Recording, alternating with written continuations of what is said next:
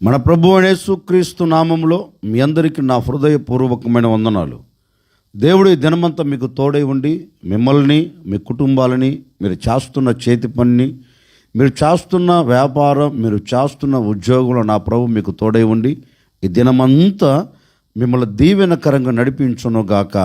పరిశుద్ధ గ్రంథంలో నుండి ప్రసంగి గ్రంథం 5వ అధ్యాయం మొదటి వాక్యాన్ని నేను చదువుతూ ఉన్నాను. మీ పరిశుద్ధ గ్రంథమైన బైబిల్ తెరచి చూడండి. నీవు దేవుని మందిరమునకు పోవునప్పుడు నీ ప్రవర్తన జాగ్రత్తగా చూచుకొనుము. బుద్ధిహీనులు అర్పించున్నట్లుగా బలిని అర్పించుట కంటే సమీపించి ఆలకించుట శ్రేష్టం.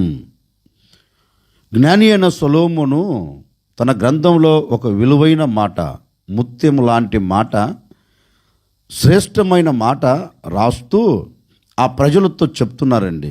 సర్వసమాజమా, మీరు దేవుని మందిరమునకు వెళ్ళినప్పుడు మీ ప్రవర్తన జాగ్రత్తగా చూచుకొని మీరు వెళ్ళండి. ఎందుకన్నాడు ఈ భక్తుడు అంటే, దేవుని మందిరంలో ఎవరు నివాసం చేస్తారు అంటే పరిశుద్ధుడైన దేవుడు.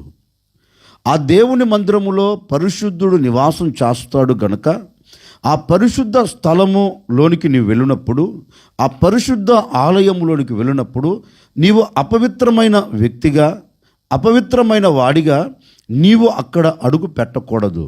గనక నీవు మొదటే జాగ్రత్త పడి నిన్ను నీవు సరిచేసుకొని, నిన్ను నీవు సరిదిద్దుకొని, నీ ఆలోచనలు మార్చుకొని, నీ నడవడికను మార్చుకొని, నీ పద్ధతులను మార్చుకొని నువ్వు దేవుని మందిరంలో అడుగు పెడితే ఆయన అక్కడ ఉండి నిన్ను ఆశీర్వదిస్తాడు. ఆ పరిశుద్ధ స్థలములో నివాసము చేసే దేవుడు నీ వైపు ఆయన కరములు చాపుతాడు. నీ వైపు కరములు చాపి నువ్వు ఏ స్థితిలో పడిపోయి ఉన్నావో, ఏ పరిస్థితిలో పడిపోయి కృంగిపోయి ఉన్నావో నిన్ను లేవనెత్తడానికి ఆయన హస్తము చాపుతాడు. అందుకని నిన్ను ఆశీర్వదించే దేవుని దగ్గరికి నువ్వు వెళ్ళినప్పుడు, నిన్ను దీవెనకరంగా నిలబెట్టే దేవుని దగ్గరికి నువ్వు వెళ్ళినప్పుడు నీ నడవడికను సరిచేసుకొని, నీ పద్ధతులను మార్చుకొని నువ్వు కానీ అడుగు పెడితే తప్పక అక్కడ నివసించే దేవుడు సాక్షాత్తుగా దేవుడు నిన్ను ఆశీర్వదిస్తాడండి. దేవుడు నిన్ను దీవెనకరంగా నిలబెడతాడు. అందుకని నువ్వు దేవుని మందిరంలోనికి వెళ్ళినప్పుడు నువ్వు ఇంటిలో నుంచి బయలుదేరేటప్పుడు ఒక నిర్ణయం తీసుకోవాలి. ఎందుకు అంటే, అయ్యా ఈరోజు నేను నీ ఆలయములో అడుగు పెడుతున్నాను, ఈరోజు నీ ఆలయములో నేను నివాసం చేయబోతున్నాను, నీ సన్నిధికి నేను బయలుదేరి వెళుతున్నాను, నా ప్రవర్తనను నేను సరిచేసుకుంటాను, నా నడవడికను నేను మార్చుకొని వెళుతున్నాను. గనుక అక్కడ నీవు ఏమి మాట్లాడినా, అక్కడ నీవు ఏమి నాకు ఆజ్ఞాపించినా నేను ఆజ్ఞకు కట్టుబడుతాను, ఆజ్ఞకు శిరస్సు ఉంచుతాను అని నీవు మనసు విప్పి నీ మనస్ఫూర్తిగా నీ ప్రవర్తనను మార్చుకొని దేవుని సన్నిధిలోనికి వచ్చి ఆయన నీతో మాట్లాడినప్పుడు నీవు ఆయనకు సమీపించబోతున్నావు. అంటే నీవు ఆయన సన్నిధిలోనికి రాబోతున్నావు. వచ్చిన నీవు ఏం చేయాలంటే, ఆయన నీతో మాట్లాడినప్పుడు ఆ మాటను జాగ్రత్తగా నీవు వినాలంటండి, జాగ్రత్తగా నీవు ఆలకించాలంటండి, జాగ్రత్తగా నీవు అంగీకరించాలంటండి. ఎందుకని అంటే నీకు శ్రేష్టమైన మాట ఆయన నీకు తెలియచేయబోతున్నాడు. నువ్వు ఎలా ఉండాలో, ఎలా నడవాలో, ఎలా బ్రతకాలో, ఎలా దేవుని అడుగు జాడలో నువ్వు నడిపించబడాలో నీకు ఆయన తేటగా అక్కడ తెలియచేస్తాడు. గనక నువ్వు దేవుని మందిరంలోనికి వచ్చి ఆయనను సమీపించి ఆయన నీతో మాట్లాడుతున్నప్పుడు నువ్వేం చెయ్యాలంటే మనస్సును విప్పి నీ శిరస్సును వంచి నిన్ను ఆశీర్వదించగలిగిన దేవుని మాటను నువ్వు వినాలి. ఈ రోజున దేవుని సన్నిధిలోనికి వచ్చిన నీవు దేవుని మాట వింటున్నావా? దేవుని ఆలయంలో అడుగు పెట్టిన నీవు దేవుని ఆజ్ఞకు శిరస్సు వంచుతున్నావా? దేవుని సన్నిధిలోనికి వచ్చిన నీవు దేవుని మాటను పట్టుకొని ఆ మాట ప్రకారం నడిపించబడుతున్నావా అంటే, దేవుని మందిరంలోనికి వచ్చిన నీవు దేవుని మాటకు శిరస్సు వంచట్లేదండి, దేవుని అడుగు జాడలు నడిపించబడట్లేదండి. అందుకే కదా వేదన, అందుకే కదా కన్నీరు, అందుకే కదా శోధన, అందుకే కదా ఇక్కట్లు, అందుకే కదా ఇబ్బందులు. ఇవన్నీ నీ ముంగిటి నిలబడి నీ ఎందుకు పలకరిస్తున్నాయి, ఎందుకు నిన్ను వంగదీస్తున్నాయి, ఎందుకు నిన్ను కృంగిపోయేటట్లుగా చేస్తున్నాయి అంటే వాక్యం ఈ విధంగా సెలవిస్తుంది. ఆలయములోనికి వచ్చిన నీవు, ఆలయములో అడుగుపెట్టిన నీవు ఆయన మాటను జాగ్రత్తగా వినటం లేదండి, ఆయన మాటను ఆలకించట్లేదు. అందుకే మోషే కూడా ఇశ్రాయేలు వారితో అంటారు, మీ దేవుడైన యెహోవా మాట మీరు శ్రద్ధగా వినిన ఎడలా. అంటే ఒక వ్యక్తి దేవుని మాట ఎలా వినాలి అంటే మనస్సు పెట్టి వినాలండి, శ్రద్ధగా వినాలి. అంటే విననట్టుగా కాదు, ఏదో వింటున్నానులే అన్నట్లుగా కాదండి. నీ మనస్ఫూర్తిగా దేవుడు ఈరోజు నాతోనే మాట్లాడుతూ ఉన్నాడు, దేవుడు ఈరోజు నన్నే దర్శిస్తున్నారు అని ఆయన మాట కొరకు నువ్వు వేగిరపడాలంటండి. ఆయన మాట వినేదానికి నువ్వు శ్రద్ధ నిలబెట్టాలంటండి. ఆయన మాట వినేదానికి నీ మనసు నిలుపుకొని ఆయన మాట వింటే తప్పక ఆయన సన్నిధిలో ఉన్న ప్రతి దీవెన, ఆయన మందిరంలో ఉన్న ప్రతి ఆశీర్వాదం, ఆయన మందిరంలో దాచబడిన ప్రతి మేలులు నీవు పొందుకోగలుగుతావు, నీవు అనుభవించగలుగుతావు. ఈ రోజున మనకు కలిగినది ఏంటంటే మనమేంటి దేవుని మాట వినేది, మనమేంటి ఆయన మాట మనం ఆలకించేది, మనమేంటి ఆయన చెప్పినట్లుగా మనం నడిచేదని మన స్వచిత్తం, మన ఇష్టానుసారంగా మనం అడుగులు వేస్తున్నందువలనే ఎన్నో కోల్పోయామండి, ఎన్నో మనకు దూరం అయిపోయాయండి. అందుకే ఈ ఉదయకాల సమయంలో ఒక సేవకుడిగా మనస్ఫూర్తిగా నేను కోరుకుని మీతో చెప్పే మాట ఏంటంటే, ఇప్పటి వరకు నీవు దేవుని మాటను ఉల్లంఘించి, దేవుని మాటను నీవు త్రోసివేసి, దేవుని మందిరంలోనికి వచ్చిన నీవు దేవుని మాటకు శిరస్సు వంచక నీవు నీ ఇష్టానుసారంగా నీకు నచ్చినట్లుగా ప్రవర్తిస్తూ వస్తున్నావు, వెళుతున్నావు. అందుకే ఈరోజు ప్రభు నీతో చెప్తున్నాడు, ఒక సేవకుడిగా నేను కూడా చెప్తున్నాను. ఈరోజు దేవుని మాటకు నువ్వు శిరస్సు వంచితే, ఈరోజు దేవుని సన్నిధిలో చేరిన నీవు దేవుని పాదాలు పట్టుకుని ఆయన మాటకు నీవు మనస్ఫూర్తిగా నీవు శిరస్సు వంచి ఆయన మాటకు నువ్వు లోబడితే తప్పక నా ప్రభువైన యేసుక్రీస్తు ఈ దినము నుండి నీకు కావలసిన ప్రతి ఈవిని నా ప్రభు నీకు దయచేయబోతూ ఉన్నాడు. నీవు కావలసిన ప్రతి ఆశీర్వాదానికి నువ్వు నాంది పలకబోతూ ఉన్నావు, ప్రతి దీవెన నీ సొంతము కాబోతూ ఉంది. అందుకే పరిశుద్ధ గ్రంథంలో కూడా ఒక శ్రేష్టమైన మాట రాయబడిందండి. అంటే ఓ తల్లి దేవుని మందిరంలోనికి వెళ్ళేటప్పుడు ఎలా వెళ్ళింది అంటే కష్టముతోనే వెళ్ళిందండి. దేవుని మందిరంలో అడుగు పెట్టేటప్పుడు ఎలా అడుగు పెట్టిందంటే వేదనతోనే అడుగు పెట్టిందండి. దేవుని మందిరంలోనికి వెళ్ళేటప్పుడు ఎలా వెళ్ళిందంటే ఆనందకరంగా వెళ్ళలేదు, సంతోషకరంగా వెళ్ళలేదు.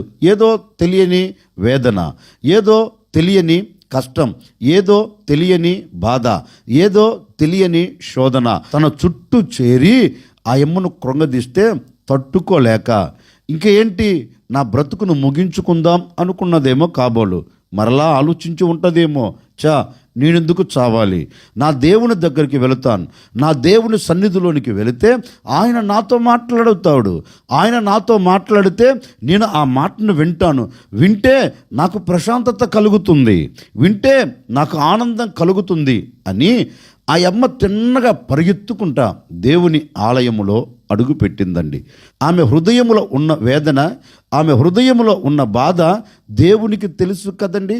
ఆ దేవుడు ఈమెతో అంటున్నాడు, అమ్మా నీవు ఏ విషయంలో నా సన్నిధికి వచ్చావో నిన్ను నీవు సరిచేసుకొని, నీ అడుగు జాడలను సరిచేసుకొని, నీ ప్రవర్తనను మార్చుకొని, నీ నడవడికను మార్చుకొని నా సన్నిధిలోనికి వచ్చి నీకు ఏమి కావాలో నీవు నా సన్నిధిలో చేరి ప్రార్థిస్తున్నావు గనుక నిశ్చయముగా నీవు ఏదైతే కోరుకుంటున్నావో, నిశ్చయముగా నువ్వు ఏదైతే ఆశపడుతున్నావో అక్షరాలుగా నేను నీకు దానిని దయచేస్తాను అని దేవుడు ఆ అమ్మకు దయచేశాడండి.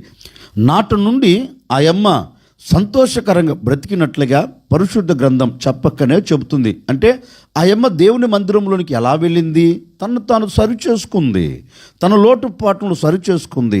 వెళ్ళి దేవుణ్ణి అడిగింది, నేను ఈ కష్టంలో ఉన్నాను, మరి నాతో మాట్లాడవా, నేను ఇబ్బందుల్లో ఉన్నాను, మరి నన్ను దర్శించవా, నేను ఈ వేదనతో అడుగు పెట్టాను, ఈ వేదనలో నుంచి నన్ను తప్పించవా అని ప్రభు పాదాలు పట్టుకుంటే ప్రభు తప్పకండి ఆమె కోరుకున్నది, ఆమె అడిగింది, ఆమెకు దేవుడు దయచేశాడు. ఎందుకని అంటే దేవుని మందిరంలోనికి వెళ్ళి మనసు విప్పి దేవునితో చెప్పింది కనుక దేవుడు ఇప్పుడు ఆమెతో మాట్లాడుతూ ఉన్నాడు. ఆ మాటను ఆమె చెవియొగ్గి ఆలకించింది, ఆ మాటను మనస్ఫూర్తిగా అంగీకరించింది. నిశ్చయముగా దేవుడు నాకు మాట ఇచ్చాడు, చేస్తాడు అని తిరిగి వెళ్ళింది. తిరిగి వెళ్ళినట్లుగానే దేవుడు అక్షరాలుగా ఆ అమ్మ పట్ల జరిగించాడండి. ఈ రోజున దేవుని మందిరానికి ఎందుకు వస్తున్నాడు తెలుసా అండి? ఏదో దేవుని మందిరంలోనికి వెళితే నాకేదో పదవి దొరుకుతుందండి. దేవుని మందిరానికి ఎందుకు వస్తున్నాడో తెలుసండి? ఏదో దేవుని మందిరంలోనికి వెళ్తే నాకు ఘనత కలుగుతుందండి, నన్ను ఘనపరుస్తారని, నన్ను హెచ్చిస్తారని. లేకపోతే ఈ రోజున చాలామంది దేవుని మందిరానికి ఎందుకు వస్తారో తెలుసండి? నాకు పాట ఇస్తారు, నాకు ఒక మాట ఇస్తారు అనే వ్యక్తులు ఈ రోజున కోకొలలుగా సంఘాలలో కనపడుతున్నారండి. ఒక వ్యక్తికి పాట ఇవ్వకపోయినా, ఒక వ్యక్తిని మనం గణపరచకపోయినా, ఒక వ్యక్తికి మనం సన్మానం చేయకపోయినా, ఒక వ్యక్తికి మనం విలువ చూపెట్టకపోయినా ఆ వ్యక్తి మరుక్షణం దేవుని మందిరాన్ని మానుకుంటాడండి. ఎందుకంటే నన్ను గణపరచలేదే, నాకు ఒక ఘనత ఇవ్వలేదే, నాకు ఒక పాట ఇవ్వలేదే అనే ఆ ఆలోచనలతో అడుగులు పెడతారు. అలా అడుగుపెట్టిన ఏ వ్యక్తి దీవించబడడు, అలా అడుగుపెట్టిన ఏ వ్యక్తి ఆశీర్వదించబడడు. నువ్వు దేవుని మందిరంలోనికి ఎందుకు రావాలంటే, నా వేదన తీసివేయగలిగిన దేవుడు అక్కడ ఉన్నాడు, నా బాధకు ముగింపును కలగచేయగలిగిన దేవుడు అక్కడ ఉన్నాడు, నాకు సంతోషం ఇవ్వగలిగిన దేవుడు అక్కడ ఉన్నాడు అనే ఆశతో అడుగులు పెడితే తప్పక నీవు దేవుని మందిరంలో అడుగు పెట్టిన మరుక్షణం దేవుడు నిన్ను ఓదార్చగలిగిన మాటను పంపుతాడు. దేవుని మందిరంలో అడుగు పెట్టిన మరుక్షణం నీ కన్నీరును తుడిచివేయే మాటను ఆయన పంపుతాడు. దేవుని మందిరంలో అడుగు పెట్టిన మరుక్షణం నీ వేదన తీసివేయగలిగిన, నిన్ను ఆదరించగలిగిన, నిన్ను ఓదార్చగలిగిన, నిన్ను అద్దరికి చేర్చగలిగిన, నీవు శ్రేష్టమైన చోట నిలబడగలిగిన ఆయన మాటను పంపి నిన్ను ఓదార్చి ఆ మందిరములో ఉన్న ప్రతి ఆదరణ, ప్రతి దీవెన, ప్రతి ఆశీర్వాదం నీ చేతులకిచ్చి ఆయన పంపుతాడండి. అందుకే భక్తులు అంటారు, మీరందరూ దేవుని మందిరంలోనికి వెళ్ళినప్పుడు మీ ప్రవర్తన జాగ్రత్తగా చూచుకోవాలి. అందుకే ఈరోజు ఒక సేవకుడిగా నేను కూడా మనసారా కోరుకుని మీతో చెప్తున్నానండి. ఒకవేళ ఇప్పటి వరకు ఈ ఆలోచనతో నీవు లేవేమో, ఇప్పటి వరకు ఈ ప్రవర్తనతో నీవు నడవలేదేమో, ఈరోజు మనసు విప్పి ప్రభువుని అడుగు. తప్పక నీవు ఆయన మందిరములో అడుగు పెట్టిన నాటి నుండి ప్రతి దీవెన నీవు అనుభవించబోతూ ఉన్నావు. అందుకే దావీదుని గురించి లేఖనం కూడా చెప్తుందండి. ఒకరోజు దావీదు రాజ్య పరిపాలన చేస్తున్న ఆ దినాలు దావీదు దగ్గరికి జనసమూహం అంతా వచ్చి దావీదుతో ఒక మాట అన్నారు. దావీదు, మేమందరం దేవుని మందిరానికి వెళ్ళాలనుకుంటున్నామయ్యా, మేమందరం దేవుని సన్నిధిలోనికి వెళ్ళి మా విషయాలు చెప్పుకోవాలనుకుంటున్నాం, మరి ఏంటి సంగతి అంటే అడావుడిగండి, ఏం మాట్లాడలేదు. అప్పటి వరకు రాజ్య పరిపాలన చేస్తున్న రాజు రాజ్య పరిపాలన ప్రక్కన పెట్టి, రాజ్య పరిపాలన విడిచి, అప్పటి వరకు జనసమూహం ముందు నిలబడిన ఆ రాజు జనసమూహము నుంచి బయటికి వచ్చి తిన్నగా దేవుని మందిరములో అడుగుపెట్టి దేవుని సన్నిధిలో ఆయన స్తుతించడం ప్రారంభించాడండి. వాక్యం అంటుంది, జనులందరూ దావీదు దగ్గరకు వచ్చి దేవుని మందిరమునకు మనం వెళుదాం అన్నప్పుడు దావీదు పరవశించి పరవలు త్రొక్కాడంటండి. దావీదు సంతోషపడి సంబరాలు చేసుకున్నాడు అంటండి. అయ్యో, ఈ రాజ్య పరిపాలన నాకు ముఖ్యం కాదు, ఈ రాజ్య పరిపాలన ఇప్పుడు నాకు అవసరం కాదు, నేను నా దేవుని సన్నిధిలోనికి వెళ్ళాలి, నేను నా దేవుని పాదాలు పట్టుకోవాలి, ఆయన చేసిన మేలును నేను స్తుతించాలి అని దేవుని సన్నిధిలోనికి వెళ్ళి మనస్ఫూర్తిగా దేవుని ఆరాధించడం ప్రారంభించాడండి. అందుకే దావీదు జీవితంలో కలము పట్టిన కత్తి పట్టిన ఎదురు లేని పరిపాలనగా దావీదు జీవితం కొనసాగించేటట్లుగా దేవుడు అద్భుతం చేశాడు. దావీదును అంచెలంచెలుగా ఆశీర్వదిస్తూ దేవుడు తీసుకొని వచ్చాడు. దేవుని మందిరంలో ఉన్న ప్రతి దీవెన దావీదు అనుభవిస్తూ వస్తున్నందువలనే అతడు సమాజంలో సర్వ సమాజానికి ఆశీర్వాదకరంగా నిలిచి ఉండగలిగాడు. ఈ రోజున మన వ్యక్తిగత జీవితాన్ని ఒక్కసారి ఆగి ఆలోచిస్తే, మనం దేవుని మందిరంలోనికి వెళుతున్నామా? మనం దేవుని మందిరంలో అడుగు పెడుతున్నామా? మనం దేవుని సన్నిధికి వచ్చి దేవుని పాదాలు పట్టుకొని దేవుని స్తుతించగలుగుతున్నామా? ఏంటి బ్రదర్, చర్చికి రాకుండా ఆగిపోయావు అంటే ఆ బ్రదర్ అంటాడండి, ఏమంటారు, ఏమొస్తావులేండి, దేవుడు నాకు ఏం మేలు చేశాడని రావాలి, దేవుడు నాకు ఏం మేలు చేస్తాడని రావాలి, ఏమొస్తావులేండి. మరి ఒక్కప్పుడు దేవుని సన్నిధిలో ఉన్నావు కదా, ఒక్కప్పుడు దేవునితో నడిచావు కదా, మరి ఇప్పుడు ఏమైంది?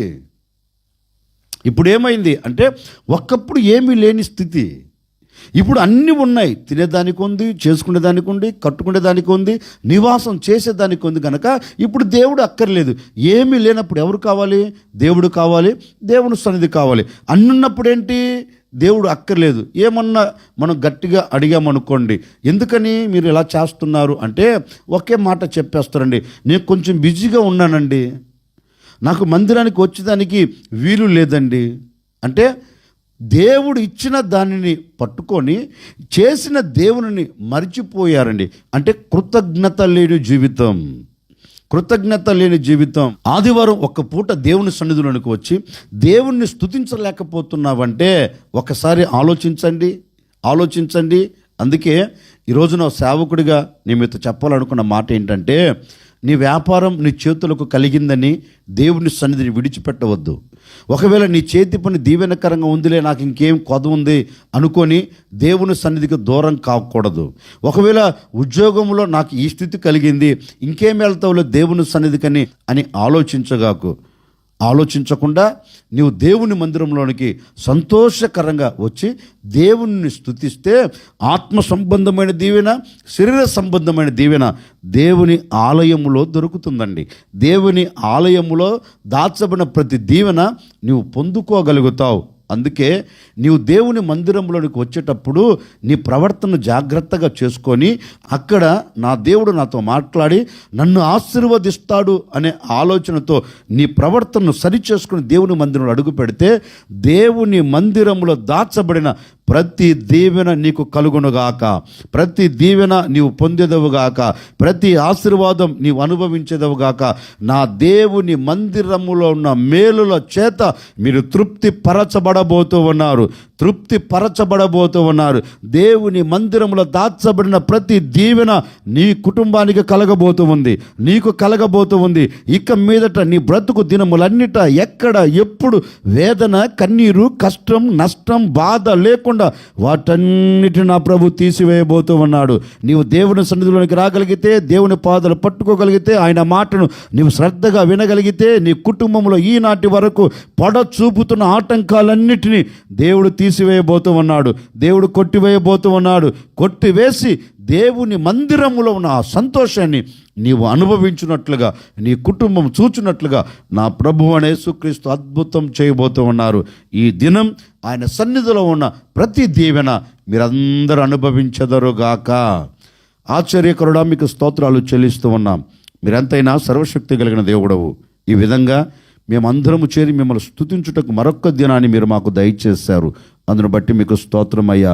నిజమే, మేము దేవుని మందిరంలోనికి వెళ్ళినప్పుడు మా ప్రవర్తనను సరిచేసుకొని మేము నీ మాట వినేదానికి నీ సన్నిధిలో అడుగు పెడితే నీ సన్నిధిలో ఉన్న ప్రతి దీవెన మేము అనుభవించగలుగుతామని మీ లేఖనాలు సెలవిచ్చినట్లుగా ఎందరైతే ఈ దినం నీ పాదలు పట్టుకునేదానికి నీ ఆలయంలో అడుగు పెట్టబోతున్నారో ప్రతి ఒక్కరిని మీరు ఆశీర్వదించండి, ప్రతి ఒక్కరిని మీరు దీవించండి, ప్రతి కుటుంబాన్ని దీవెనకరంగా మీరు మార్చండి.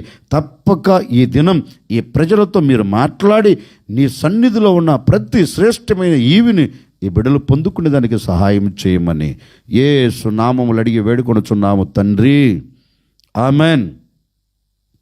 ఈ దినము నా దేవుడు తప్పక ఆయన కృపను మీకు అనుగ్రహించి అనుక్షణం ప్రతి క్షణం నా దేవుడు మీ కుటుంబాలన్నిటినీ మేలుతో నింపునుగాక.